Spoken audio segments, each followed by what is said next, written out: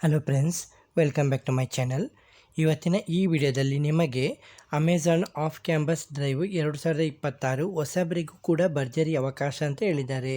ಇಲ್ಲಿ SDE ಒಂದು ಹುದ್ದೆಗಳ ನೇಮಕಾತಿ ನಡೀತಾ ಇದೆ. ಇಲ್ಲಿ ಟ್ಯಾಲೆಂಟ್ ಡ್ರೈವ್ 2026 ಮೂಲಕ ಸಾಫ್ಟ್ವೇರ್ ಡೆವಲಪ್ಮೆಂಟ್ ಇಂಜಿನಿಯರು ಒಂದು ಅಂದರೆ SDE ಒಂದು ಅಂತ ಹೇಳ್ತಾರೆ. ಈ ಹುದ್ದೆಗಳಿಗೆ ಅರ್ಜಿಯನ್ನು ಕರೀತಿದ್ದಾರೆ. ಇಲ್ಲಿ ಇಂಜಿನಿಯರಿಂಗ್ ಹಾಗೂ ಕಂಪ್ಯೂಟರ್ ಕ್ಷೇತ್ರದಲ್ಲಿ ವೃತ್ತಿ ನಿರ್ಮಿಸಲು ಬಯಸುವಂಥ ಹೊಸಬರು ಕೂಡ ಉತ್ತಮ ಅವಕಾಶ ಅಂತ ಹೇಳ್ಬೋದು.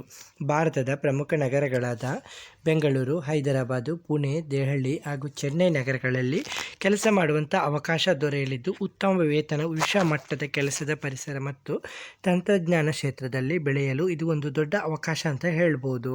ಸಂಸ್ಥೆಯ ಬಗ್ಗೆ ವಿಶ್ವದ ಅತಿ ದೊಡ್ಡ ಕಾಮರ್ಸ್ ಮತ್ತು ಕ್ಲೌಡ್ ಕಂಪನಿಯಲ್ಲಿ ಒಂದಾಗಿರುವಂಥದ್ದು. ಇದು ಕಾಮರ್ಸ್ ಮತ್ತು cloud computing, artificial intelligence, logistic, streaming service ಸೇರಿದಂತೆ ಅನೇಕ ಕ್ಷೇತ್ರಗಳಲ್ಲಿ ಕಾರ್ಯನಿರ್ವಹಿಸುತ್ತಿದೆ.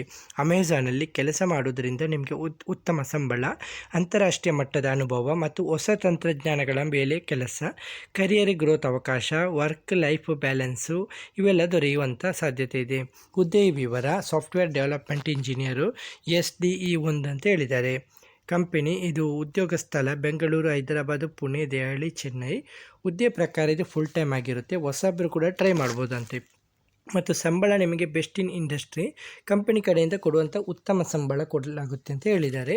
ಶೈಕ್ಷಣಿಕ ಅರ್ಹತೆ ಕೇಳಿದ್ದಾರೆ. ಇಲ್ಲಿ BE, BTech, BSc, MCA, MS, MTech ಸಂಬಂಧಿತ ತಾಂತ್ರಿಕ ಪದವಿಗಳು ಪಡೆದವರು, ಕಂಪ್ಯೂಟರ್ ಸೈನ್ಸು ಅಥವಾ IT, ಎಲೆಕ್ಟ್ರಾನಿಕ್ಕು ಹಾಗೂ ಸಂಬಂಧಿತ ವಿಭಾಗದ ವಿದ್ಯಾರ್ಥಿಗಳಿಗೆ ಹೆಚ್ಚು ಸೂಕ್ತವಾಗಿದೆ ಅಂತ ಹೇಳ್ತಿದ್ದಾರೆ. ಇಲ್ಲಿ ಬ್ಯಾಚ್ಗಳು 2024, 2025, 2026 ಬ್ಯಾಚ್ನವರು ಅಥವಾ ಇತರ ಬ್ಯಾಚ್ ಅಭ್ಯರ್ಥಿಗಳು ಕೂಡ ಟ್ರೈ ಮಾಡ್ಬೋದಂತೆ. ಕೆಲಸದ ಪ್ರಮುಖ ಜವಾಬ್ದಾರಿ: ಸಾಫ್ಟ್ವೇರ್ ಅಪ್ಲಿಕೇಶನ್ ಅಭಿವೃದ್ಧಿಪಡಿಸುವುದು ಮತ್ತು ಕೋಡಿಂಗ್ ಮತ್ತು ಡಿಬಗ್ಗಿಂಗು ಮತ್ತು ಸ್ಕ್ಯಾಲೆಬಲ್ ಸಿಸ್ಟಮ್ ನಿರ್ಮಿಸುವುದು ಮತ್ತು ಕಸ್ಟಮರ್ ಪ್ರಾಬ್ಲಮ್ಗೆ ಟೆಕ್ನಿಕಲ್ ಸೊಲ್ಯೂಷನ್ ನೀಡುವುದು, ಹಾಗೆ ಹೊಸ ಫೀಚರ್ ಅಭಿವೃದ್ಧಿಪಡಿಸುವಂಥದ್ದು ಮತ್ತು ತಂಡದೊಂದಿಗೆ ಕೆಲಸ ಮಾಡೋದು, ಹಾಗೆ ಡಾಟಾ ಸ್ಟ್ರಕ್ಚರ್ಸು ಮತ್ತು ಅಲ್ಗೋರಿದಮ್ ಬಳಸಿ ಸಮಸ್ಯೆ ಪರಿಹರಿಸುವುದು.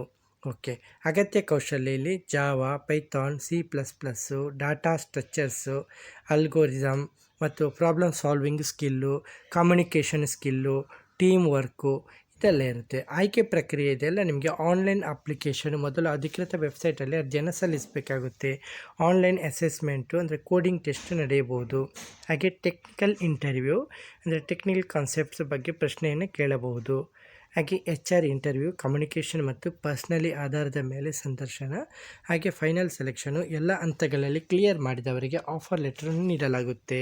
ಹಾಗೆ ನಿಮಗೆ ಅಮೆಜಾನಲ್ಲಿ ಕೆಲಸ ಮಾಡುವಂಥ ಲಾಭಗಳು: ಉತ್ತಮ ರೀತಿಯ ಸಂಬಳ, ಇಂಟರ್ನ್ಯಾಷನಲ್ ಎಕ್ಸ್ಪೋಸರ್ ಮತ್ತು work from modern offices, career growth, health benefit ಮತ್ತು ಲರ್ನಿಂಗ್ ಆಪರ್ಚುನಿಟಿ, ಉದ್ಯೋಗ ಭದ್ರತೆ. ಹಾಗೆ ಯಾರೆಲ್ಲ ಅರ್ಜಿಯನ್ನು ಸಲ್ಲಿಸ್ಬೋದು? ಇಲ್ಲಿ ಹೊಸಬರು ಕೂಡ ಅರ್ಜಿಯನ್ನು ಸಲ್ಲಿಸ್ಬೋದಂತೆ. ಮತ್ತು ಇಂಜಿನಿಯರಿಂಗ್ ಗ್ರ್ಯಾಜುಯೇಟ್ ಆದವರು, IT ಜಾಬ್ ಹುಡುಕ್ತಿರುವವರು ಮತ್ತು ಸಾಫ್ಟ್ವೇರ್ ಡೆವಲಪರ್ ಆಗಬೇಕೆಂದುಕೊಳ್ಳುವವರು ಮತ್ತು ಕ್ಯಾಂಪಸ್ ಪ್ಲೇಸ್ಮೆಂಟು ಮಿಸ್ ಆದವರು ಈ ಕೆಲಸಕ್ಕೆ ಅಪ್ಲೈ ಮಾಡ್ಕೋಬೋದು. ಅರ್ಜಿ ಸಲ್ಲಿಸುವಂಥ ವಿಧಾನ ತುಂಬ ಸುಲಭವಾಗಿದೆ. ಅಪ್ಲೈ ಲಿಂಕನ್ನು ಕ್ಲಿಕ್ ಮಾಡಬೇಕು. ಅಫಿಷಿಯಲ್ ಜಾಬ್ ಪೇಜು ಓಪನ್ ಆಗುತ್ತೆ. ನಿಮ್ಮ ವಿವರಗಳನ್ನು ನಮೂದಿಸಿ ರೆಸ್ಯೂಮನ್ನು ಅಪ್ಲೋಡ್ ಮಾಡಬೇಕಾಗುತ್ತೆ. ನಿಮ್ಮ ರೆಸ್ಯೂಮು ಅಪ್ಡೇಟೆಡ್ ಆದ ರೆಸ್ಯೂಮನ್ನು ಅಪ್ಡೇಟ್ ಮಾಡಬೇಕು ಮತ್ತು ಸಬ್ಮಿಟ್ ಮಾಡಿ.